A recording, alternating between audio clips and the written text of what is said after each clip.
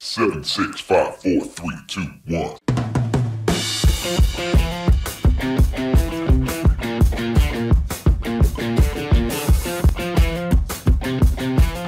Hi, and welcome to the Marketing Essentials podcast. Our unique team helps small businesses grow by providing essential marketing expertise.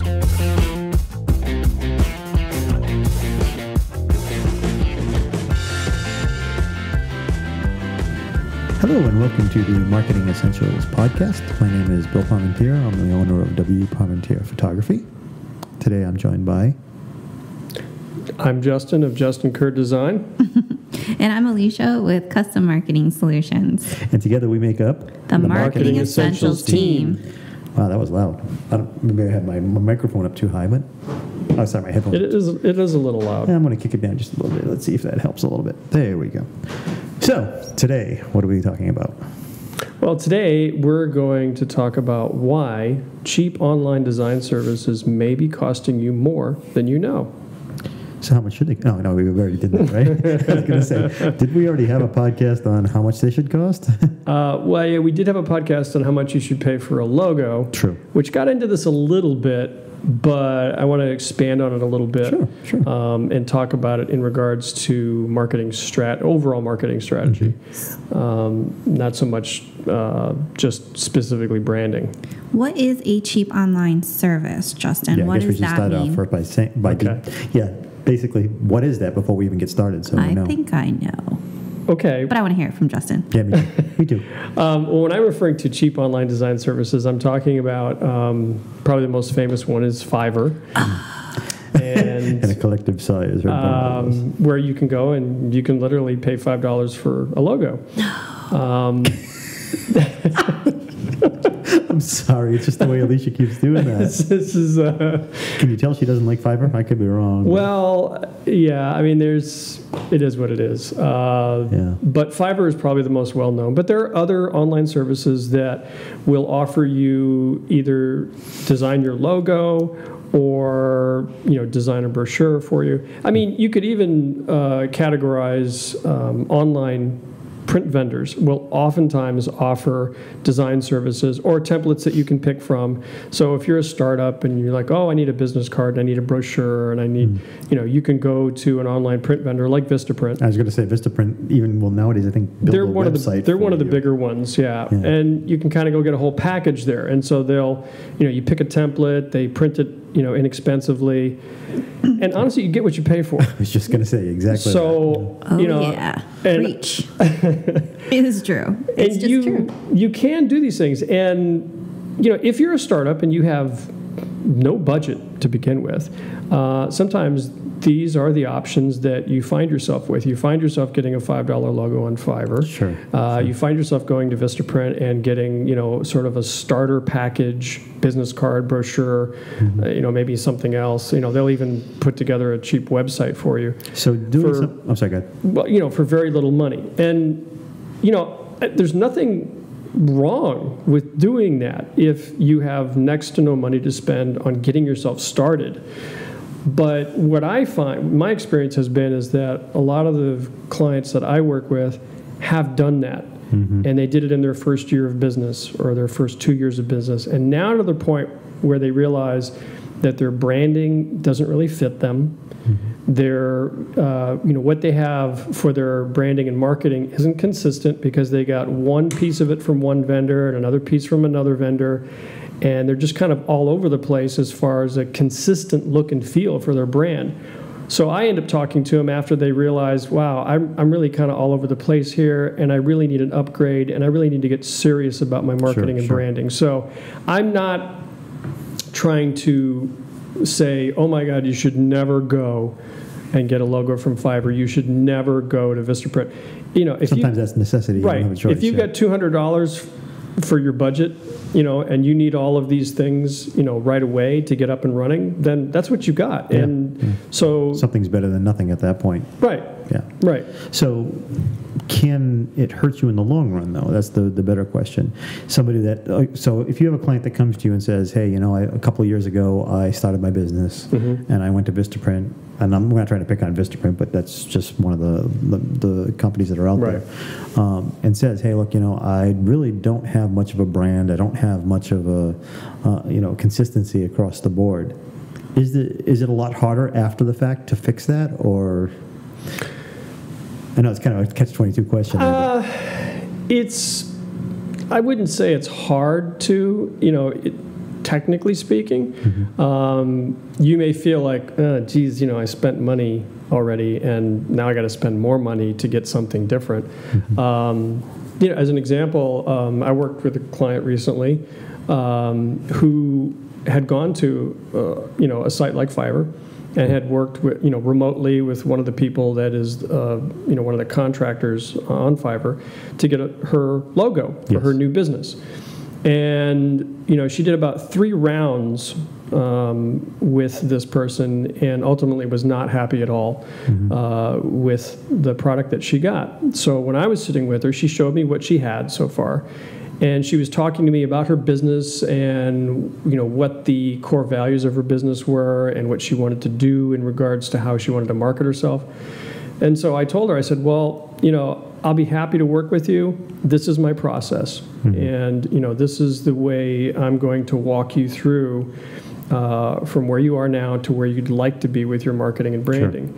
Sure. And I think there was 2 reactions. One was sort of a sigh of relief of, oh, somebody's going to work with me, and sort of walk me through a process. And the other part was, okay, this is going to take a while. Yeah, it's not an overnight thing. No, it's not. And that's, one of the attractive things about going to these online services is, you pay your money, and within a few days, you get a product. So if you're looking for something fast and cheap, these are great solutions. But it's the old, sort of meme or saying of good, fast, cheap. Pick 2, because you're not going to get all 3. Now let me ask this question, and maybe you know this answer, maybe you don't. Obviously, you talked about Fiverr. What is the liability on that end? Because maybe it's just me that's noticed this, but if you've ever seen the Facebook ads for Fiverr, there's a specific logo that shows up every time you see the ad. And to me, it looks a lot like the Starbucks logo. Well, you can Google this topic, and you can see stories about people that have hired somebody from Fiverr, and the logo they received was a ripoff of somebody else's logo. That's not uncommon. Now, I'm not saying that everybody that gets things from Fiverr, everybody that works for Fiverr is doing that, but it does happen, and it happens fairly frequently. And that opens you up to some legal responsibility, doesn't it? Absolutely, yeah. I mean, depending on who you're copying, you can get a cease and desist letter. You can a lot of things can happen. You could get a bill for that use. Yes. I mean, I happen to follow. I get a newsletter that's about logo development and branding, and they're always talking about this company has rebranded. Here's what their new brand looks like, and from time to time they'll have stories about large organizations like Starbucks, like McDonald's, like Walmart, that will send cease and desist letters to companies in other countries who have ripped off their logo, and saying, look, stop, because you're using protected copyrighted material, trademarked material, and you're infringing on us, and if you don't stop, we're going to sue you. And rightfully so, because these big companies work hard to manage their brand. Yes. They don't want any, and I don't blame anybody that goes in and does a cease and desist order, because that could negatively affect your brand. If somebody's it could cost you a lot of money too. Oh, yeah. Well, that's what I mean. If you don't care about the negativity, then care about your pocketbook, well, right? Yeah, because if somebody goes to somebody and most people are visual, and they make that connection whether you realize it or not. I've seen that logo before. And then all of a sudden, well, yeah, but the other thing is, if it's, I think there's I haven't read any studies on it, but I think there's a psychological effect to that too. If you see a logo that's similar to another one, and you had a bad experience with one, that may negatively affect when you see that logo. Just even though that other company may not have done anything. Now, given how many logos there are out there, it's almost impossible to not emulate something that you've seen somewhere before. But one of the things that I do with my clients when I'm developing identity is I will go do a market research to see, all right, the name of the company. Is there another company out there that's operating in the same space? Sure. What does their branding look like? And I will do some research to make sure that we're not stepping on anybody's toes consciously. And, making sure that what the client gets is unique and distinctive to their organization. Sure. Yeah, that's something I don't think I would have ever thought to do. So I don't do logos, I don't do graphic design, so that's not something I would have thought to do if it were up to me to create my own logo. I mean, that's a lot of things that people that aren't in the creative sphere don't think about. But copyright is so. I don't want. We could do a whole podcast just on copyright protections. Right. I'm not trying to get into that. I'm just more asking the question about the liability standpoint from going with a cheap or an expensive way of doing something. Can that hurt you in the long term? And yeah, I guess the answer is yes. It can hurt you if you're not careful. Like I said before, I don't want to knock anybody that is trying to stay within a very limited budget, and that's fine. I mean, I remember my wife and I were dating. We had met in college, and she needed a car, right? So you're a college student, you have limited funds, you're right? buying the clunker if you can find it. Well, she went out and bought a $600 car, and it was what you would expect from a $600 car. But you're young. You think you're invincible. You think, not a problem, right? I can drive this thing around. There was probably all kinds of safety things wrong with this car. But we drove it for like 2 years. Seatbelt optional. Seatbelt. What's a seatbelt?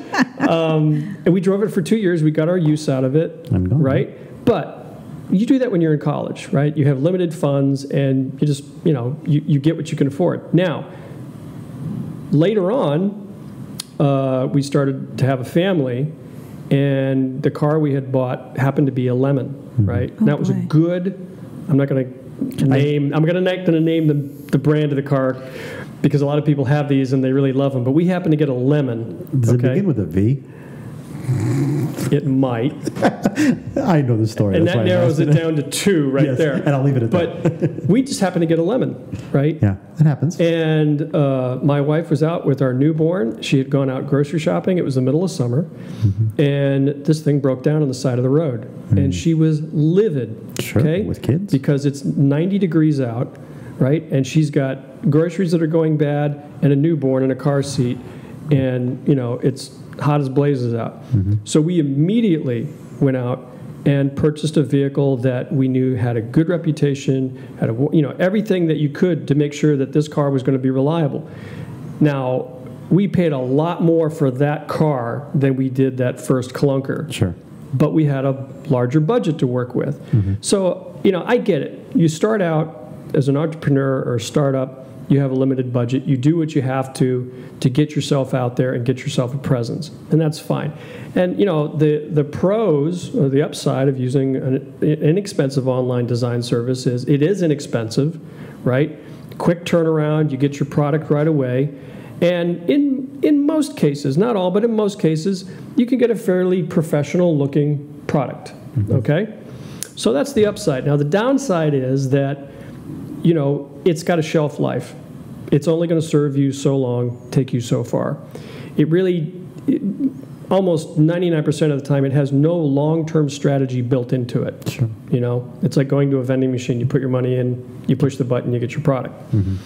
And also, if you're not happy with what you get the first time, the more multiple rounds that you do to get it right, you're going to pay for every one of those rounds. So what started out as a $5 logo could end up being a $200 logo, because you need to art direct it. Yeah, and it's still cookie cutter to a certain extent, and you're not getting that one-on-one attention or the extra type of work that you put in on your side. Yeah, I would say so. That's the other end of it that you don't think about is. And this is not a dig. Like you said, people need to do this. They have to do this. But the people that are on the opposite end of that Fiverr spectrum that are doing the work, the reason they're selling it so cheap is because they're moving quick. Right. They're getting Yeah, stuff out. time is So- money. So they Time don't is money. have the time to go through the whole exploratory thing that you would do, Justin. And possibly expertise too. They might be new designers that They can't. may be just starting out, yeah. So Absolutely. you're paying. Those are the things you're paying for, guys. When you hire a service, look at the expertise behind it and the time that's put in. And if you think that you're saving money by going cheap, then Sometimes cheap is not. Right. And I'm very upfront with my clients. You know, it's like this is going to cost you some money. Sure. Right. But what you're paying for is not just, it's not a commodity. You know, you're investing in the branding and marketing of your company. And part of what you're getting is you're getting my 26 years of experience. You know, so if you're working with somebody who's fresh out of school, you're going to get them very cheap. And they may produce something that you really like. But they're also not, they don't necessarily have the years of experience, To know what they and there don't may know. Yeah. they may overlook things. There may be things they're just not aware of. You know, like we talked about before about the market research, like go take a look out there and see who else is working in this space and making sure that you're not infringing on someone's trademark. Because the last thing you want to do is have a whole branding in place and then have to redo it all over again because you infringed on somebody's trademark. Even unintentionally. Yeah. Now, the other question is also if you've taken 2 years to build up something through, in our hypothetical situation, we're talking the first couple of years, somebody has put something together inexpensively, and you've got that brand out there, that brand recognition, and then all of a sudden you get a cease and desist. Now what do you do to try to convert all those people that recognize your old brand to a new brand? what if you have product Yeah, what if you have product with all the packages? Yeah, packaging, yeah. Well, now you've got two different scenarios here. If you've received a cease and desist letter from an organization, you've got to move fast. Yeah, exactly. Okay, you've got to pull. You know, if you've got product out there, you got to pull that. All your marketing, you got to pull it down because you don't want to end up in court. But let's take the second scenario. You did something quick and dirty to get started. Now you're 2 years down the road, and now you realize, wow, we really need something more sophisticated. We need something that has long-term solutions for us. So you went from the beater car to the more safe and luxurious vehicle. Yeah, but how do you Yes. how do you transfer that brand recognition? Because obviously after 2 years, somebody's going to recognize your brand, hopefully. Right, and we call it brand equity. So you've built up a certain amount of equity in that brand, and that's how people recognize you. For better or for worse, it's how people recognize you.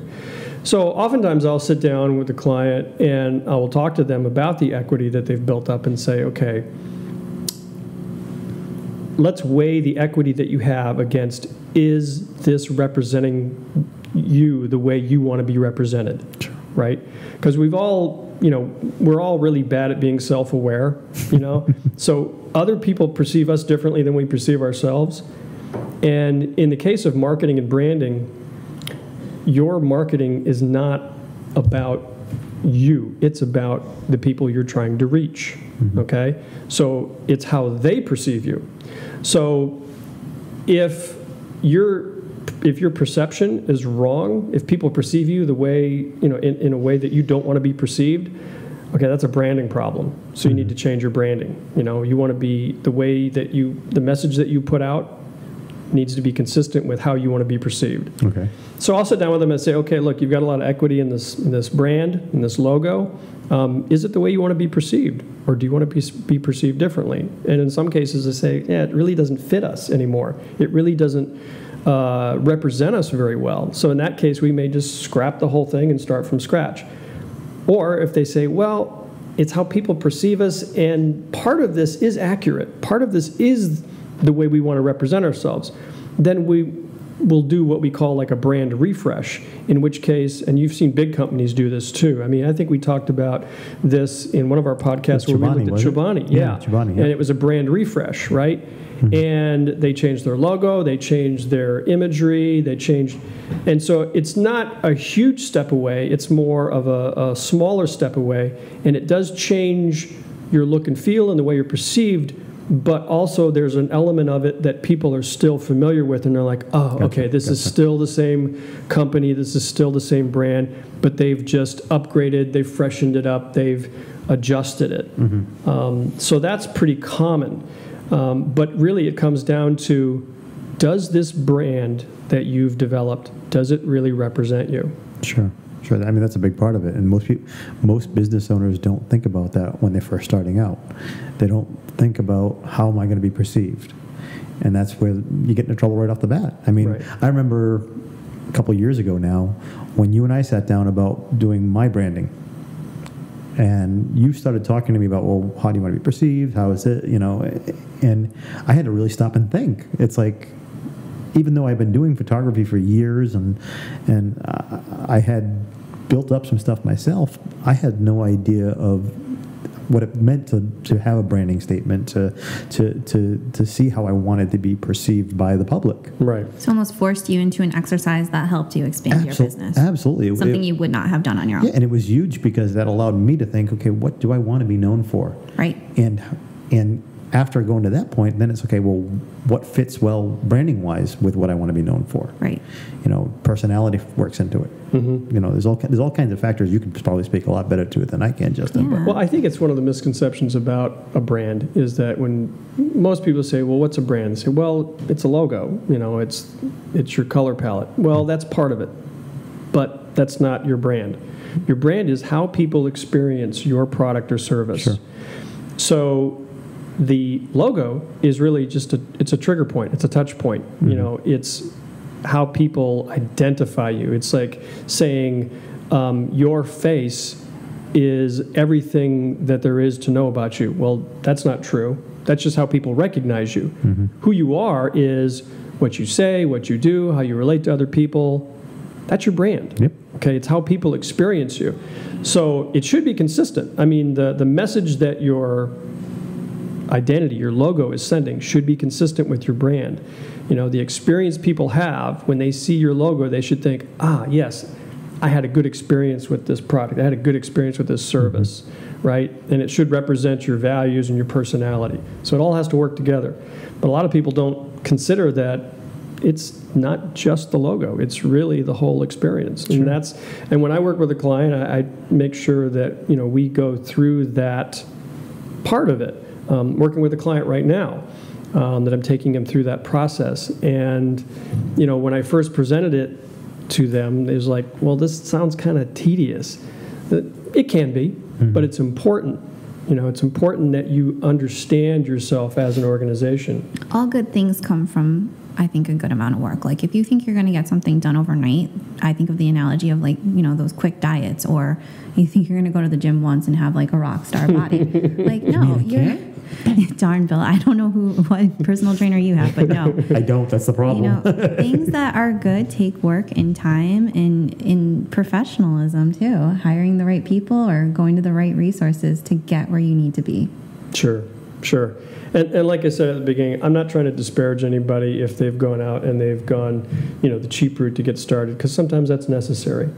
But, for me, if you're at that 1 year, 2 year, even 3 year mark, and you're like, you know what, I'm ready to move up to something that is a better fit, that represents me better, that just is, has a long-term view in mind, then I can sit down with that person and I can talk to them about, okay, let's talk about developing a brand, because they've kind of gotten over the quick, fast start, and I think that's when they're mentally ready to sit down and talk about something that does require a lot more work. Yeah. As you were talking, I thought of something, and then it escaped me, of course. I love when that happens. But I don't know. For me, and I think most of the professionals that I work with, their businesses are their babies. Their businesses are their passion. Their businesses are their everything, right? We didn't just start a business for fun. Like, we're doing it because it might be fun and it might be a passion, but we're also putting in so much effort to growing our businesses that, do you really want to be cheap about this? And, you think about the car situation. When you first start out, yep, you do what you can do. But when you have a real baby, like, so your business is your baby, but maybe you have a real baby in real life, as Justin did, and they got a safer and more, a car appropriate for the situation. They did not go cheap on that. And why would you want to go cheap on your brand? I don't know. Right. No, I think that's a great analogy. It was, although as you're saying that, I'm thinking, this doesn't translate into parenting really well, because I'm thinking, as you guys know, I have 6 kids, right? So every parent goes through this. You have the first kid, right, the first baby, and the baby drops the pacifier, and you immediately snatch it up and you put it away, and you bring out the sterilized pacifier that you were keeping in a Ziploc bag, and you give that to them.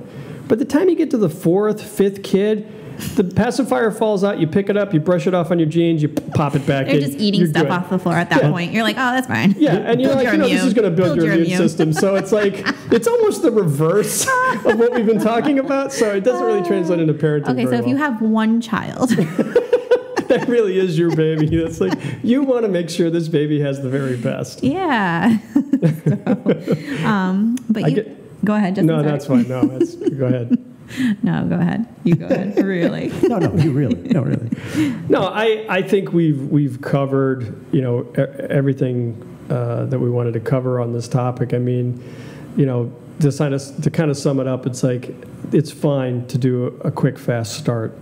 And if you have a small budget, it's perfectly understandable. However, at some point, know that if your business is going to grow, if your business is going to develop and expand, you're going to want to have a brand that expands with it, that grows with it, that is sophisticated enough to do that.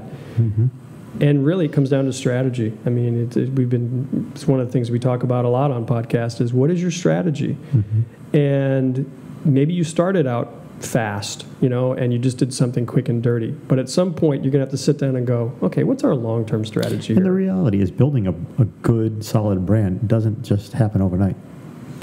It takes time to build that. And like you said, it's a marathon. It's not a sprint. Right. Right. So if I just to kind of give Justin a little bit of promotion here, if I was a business, and I am a business, but if I was a business starting out, you are a business, and I wanted to do the logo, and I knew I was bypassing the Fiverr stage and all that stuff, I really wanted to invest in my logo. How do people find you, Justin, or how do you recommend that they find like a valid and just like legitimate graphic designer that can help them through this experience? Great question. Well, do I go to Google? Yes, Google it. Well, do I look on Facebook? I don't know. You can. Well, if you want to reach me directly, you can find me through my website, which is Justin Kerr Design, and I have a contact form there. Okay. And you can either contact me directly. There's a phone number there, or I have a short intake form that will ask you some questions about what's your project about, what's your strategy, what are you looking to do.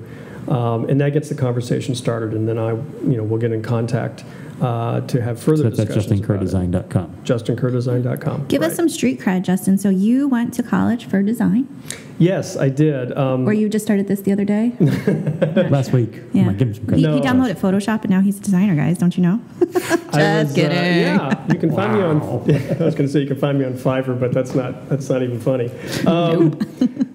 I was telling somebody today that when I was a kid, I wanted to be an architect. I had wanted to be one really badly, and then I realized, you actually have to know something about math. So I kind of made a lateral move and said, pivot. Graphic design looks pretty good. And I was one of those weird kids that, like in junior high, I knew that I wanted to be a graphic designer. So. That's what I focused on in high school. That's what I went to school for. I graduated from Rhode Island School of Design, and I've been working as a designer for 26 years. Whoa! So, and in a lot that's like more than 2 decades. That's longer than you've been alive, right, Alicia? Oh, come on, now I got a few years on that. Please. 26 years, guys. That's like everybody on Fiverr combined. Oh my goodness! Oh, we're gonna get a cease and desist letter from Fiverr. Yeah. Whoops. Okay. But I've been fortunate to work in a lot of different areas. So, I started out in print design before there was a web. I got involved in the web about 2000. I worked in web design for a long time. But all along, I've also done identity design. And really, the way I sort of present myself now is, I'm a design consultant. I am a visual communicator, and that's what I help people do. I help people communicate their message, and I do it through a visual medium. So it might be a website, it might be a print piece, it might be a trade show graphic, it might be any number of formats.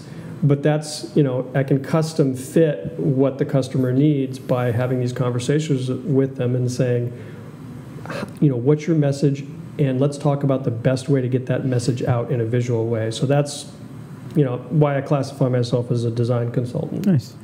So now it's time now that we've done a shameless plug for you, Justin, we're going to do a shameless plug for us as the Marketing Essentials team. So as always, you can find us on the Marketing Essentials team on Facebook, themarketingessentialsteam.com. And we also have the podcast available through the website and through iTunes. Right. And we also have a Facebook group called Little Rhody Marketing Support Group. And that is a great place if you're a business owner that is enthusiastic about marketing, or if you're a marketer yourself. Or if you have questions. It's a great forum and a great place to sort of share your experiences and ask questions and hear from other people on their marketing experiences and what they've done in regards to marketing their business. So it's a great space. You can find it. Just go on Facebook and search for Little Rhody Marketing Group, and we would love to have you join us. Yes. Now it is an exclusive group, so you do have to ask to join the group. But right. But we're pretty easygoing. So as long as you're not spamming us, we're okay. Yeah. So. We'll probably let you in.